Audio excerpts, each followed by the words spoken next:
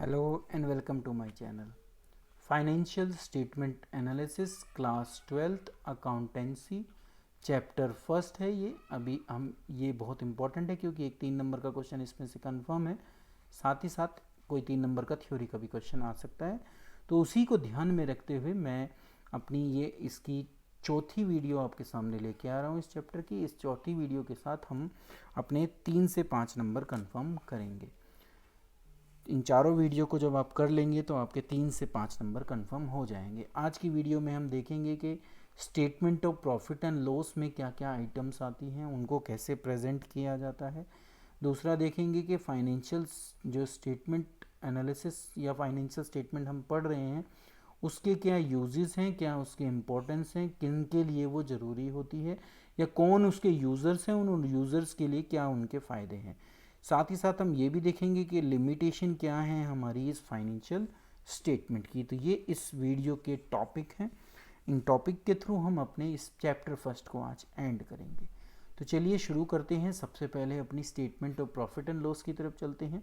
तो statement of profit and loss एक ऐसी स्टेटमेंट होती है जो एक कंपनी की फाइनेंशियल परफॉर्मेंस को दिखाती है कि कंपनी ने कितना प्रॉफिट अर्न किया या कंपनी को क्या लॉस हुआ, जिसके बेस पर अगले साल के बहुत सारे मैनेजमेंट डिसीजन लिए जाते हैं।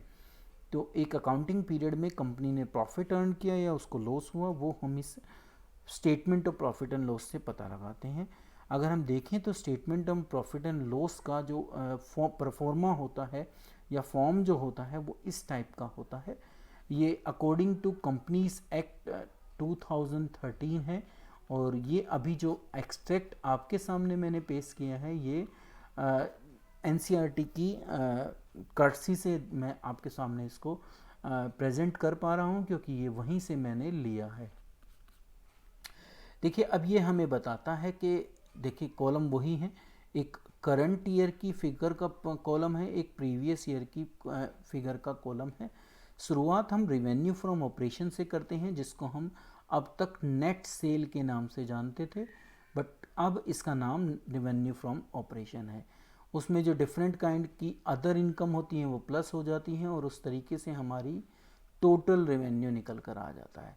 फिर इस टोटल रेवेन्यू में से मुझे एक्सपेंसेस को माइनस करना होता है। एक्सपेंस की ये डिफरेंट कैटेगरीज बनाई हुई है कि cost of material consume, purchase of stock in trade, changing in inventory of finish goods, work in progress और stock in trade, employ benefit expenses, finance cost, depreciation and amortisation expenses, other expenses, और उसके बाद इन सब का total कर देते हैं तो फिर हमारा टोटल एक्सपेंस आ जाता है। तो जब इस टोटल इनकम में से हम टोटल एक्सपेंस माइनस कर देते हैं तो profit before extraordinary item and tax calculate हो जाता है। फिर उसमें से हमें एक्सेप्शनल आइटम माइनस करनी होती है। जब इसको हम माइनस कर देते हैं तो फिर हमारा profit before extraordinary item and tax आ जाता है। ये बिफोर की जगह आफ्टर हो जाना चाहिए यहाँ पर। Profit after extraordinary item and before tax हो जाता है, ठीक है। या फिर अब देखिए क्योंकि एक्सेप्शनल आइटम उन्होंने यहाँ माइनस किए, फिर एक्स्ट्रा ऑर्डिनरी आइटम माइनस किए हैं, तो अभी भी वही चल रहा था। यहाँ पर फिर हमारा प्रॉफिट बिफोर टैक्स निकल कर आता है। फिर टैक्स दो प्रकार के हैं, एक करंट टैक्स और एक डेफर्ड टैक्स जो पिछले साल का हो सकता है। जितना भी टैक्स आपने इस साल पे किया है वो आप माइनस करेंगे या जो आपकी एंटाइटलमेंट बनती है वो माइनस करेंगे। उसके बाद जो प्रॉफिट आपका आएगा वो उस करंट ईयर का आपका प्रॉफिट होगा, ठीक है। फिर प्रॉफिट या लॉस फ्रॉम डिसकंटिन्यूइंग ऑपरेशन यहाँ पर लिया जा सकता है। फिर आपके टैक्स एक्सपेंसेस उस पर आएंगे।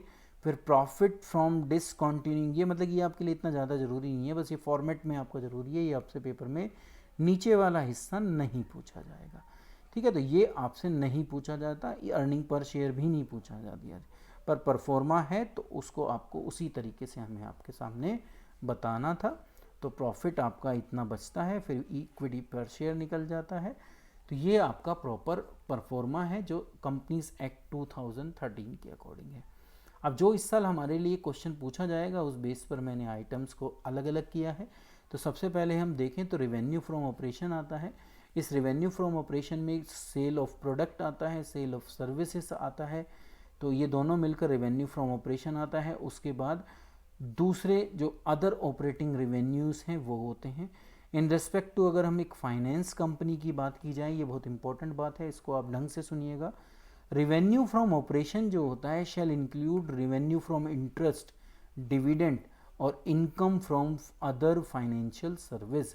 तो इंटरेस्ट वैसे आपका एक जो है रेवेन्यू वाला ऑपरेशन नहीं होता, पर एक फाइनेंस कंपनी का काम ही क्या होता है, ब्याज के, उसकी ट्रेडिंग ही किस चीज़ की है, ब्याज को लेना और देने की। तो इसलिए उसके जो इंटरेस्ट, डिविडेंड और इनकम जो फाइनेंशियल सर्विस से हो रही है वो ही उसकी क्या कहलाती है, रेवेन्यू फ्रॉम ऑपरेशन कहलाती है। तो इस पॉइंट को आपको कैश फ्लो के अकॉर्डिंग भी सीखना ज़रूरी था। तो ये बात आप ज़रूर याद रखेंगे कि एक फाइनेंस कंपनी के लिए इंटरेस्ट, डिविडेंड और income from financial service revenue from operation के इक्विवेलेंट होती है। It may be noted that under each of the above head जो ये हैं shall be disclose separately by way of notes to account.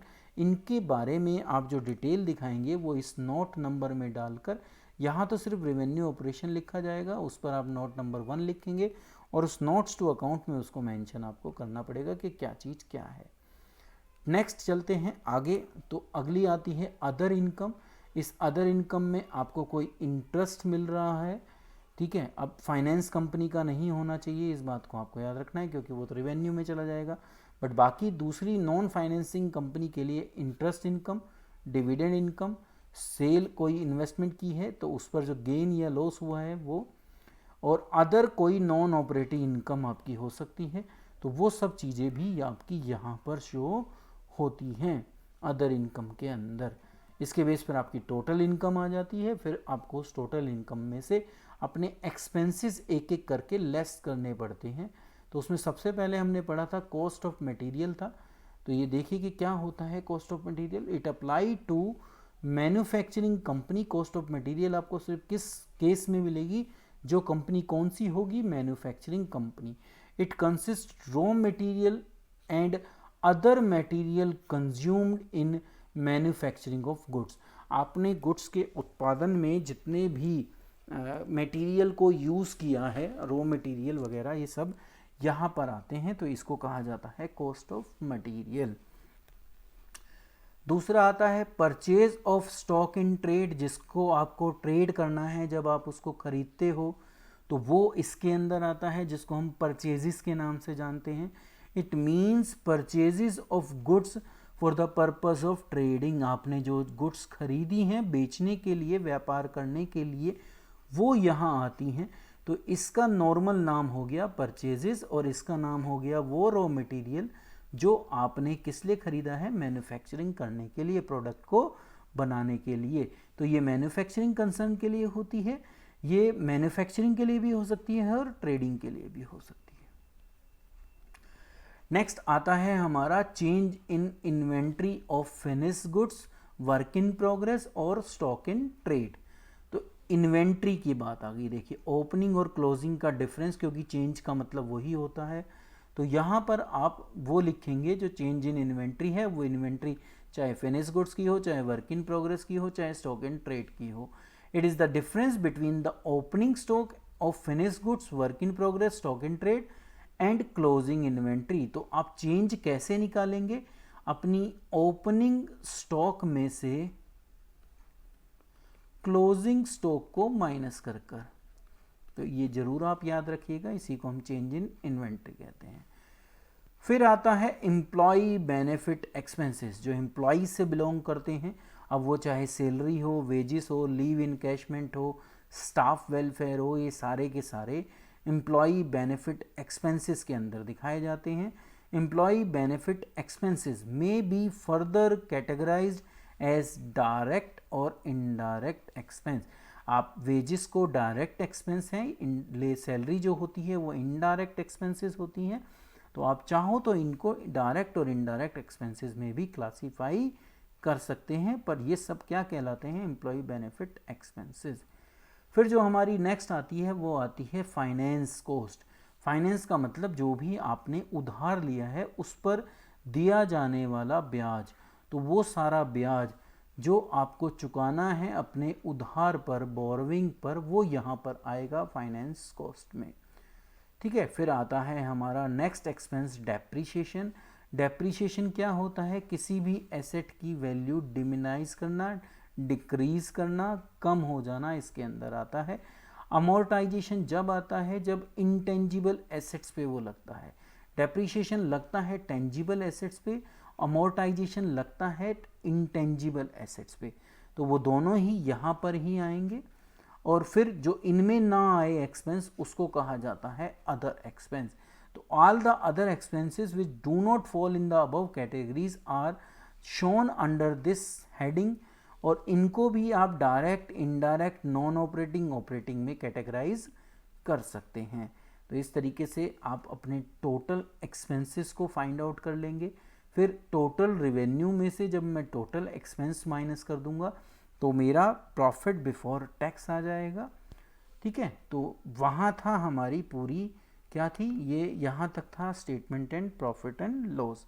अब जो next हमारा शुरू होता है वो होता है फाइनेंशियल स्टेटमेंट को क्या उसकी इम्पोर्टेंस है, क्यों हमें ये दोनों स्टेटमेंट बनानी पड़ती हैं, चाहे वो बैलेंस शीट हो और चाहे अपना प्रॉफिट एंड लॉस अकाउंट हो या statement of profit and loss हो।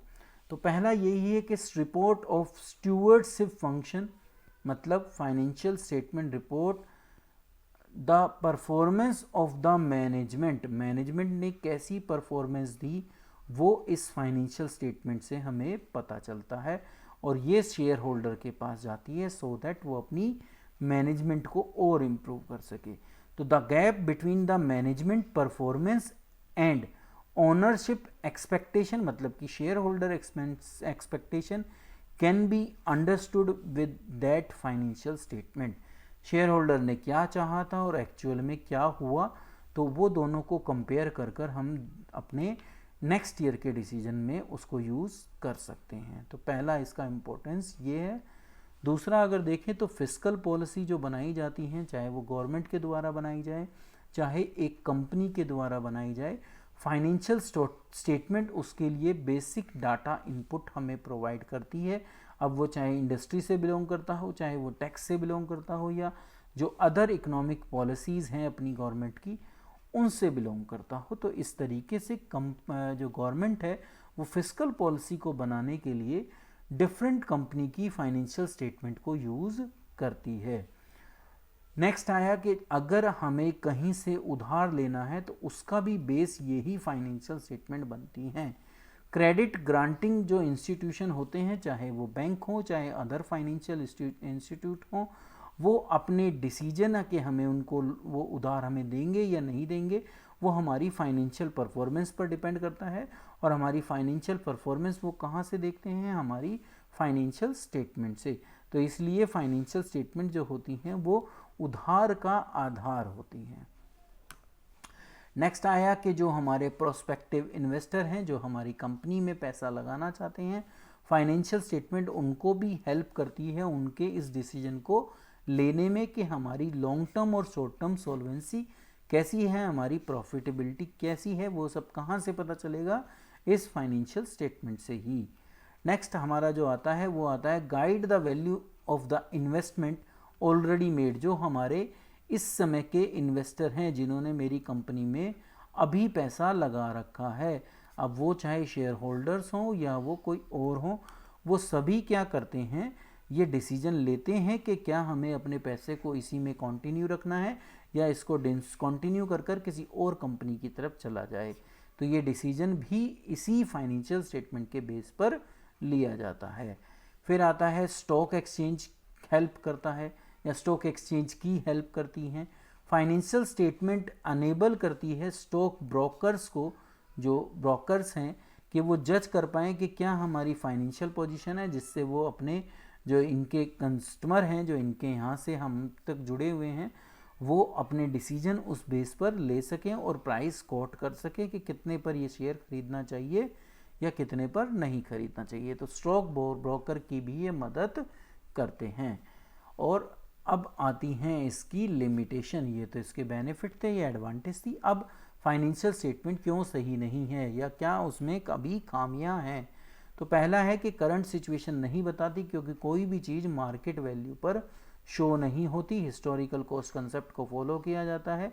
तो जो भी प्राइसेस हैं, जो भी एसेट के रेट हैं, वो मार्केट वैल्यू पर नहीं है, जो हमारी बुकिस वैल्यू है जिसमें हम सिर्फ डेप्रिसिएशन माइनस करते हैं, उस बेस पर है, मतलब कि हमारी पर्सनल जजमेंट के ऊपर बेस्ड होता है। तो इसलिए करंट सिचुएशन को रिफ्लेक्ट नहीं करते। एसेट में नॉट रियलाइज, जितना पैसा हमारी बुक दिखा रही है, क्योंकि वो तो एक सर्टेन कन्वेंशन पर आधारित है जिसको हम हिस्टोरिकल कॉस्ट कंसेप्ट कहते हैं, पर उतना पैसा शायद उस पर्टिकुलर एसेट से ना मिले। ऐसा भी हो सकता है अगर कंपनी लिक्विडेशन में जाए, तो जो एसेट की फिगर हमारी दिखाई जा रही है वो मे बी आर्टिफिशियल हो सकती है, या क्या कह सकते हैं कि मैनिपुलेटेड हो सकती है। तो इसलिए वो करंट आपकी रियल सिचुएशन को शो नहीं करता।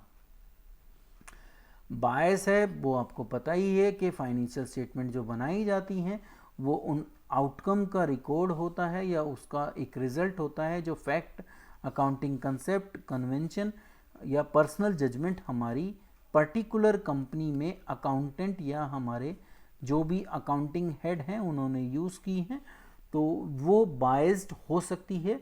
तो बायस में भी observe in the result and the financial position जो दिखाई गई है वो मे नॉट बी क्या हो, रियलिस्टिक हो, वास्तविक हो, ऐसा कोई ज़रूरी नहीं है।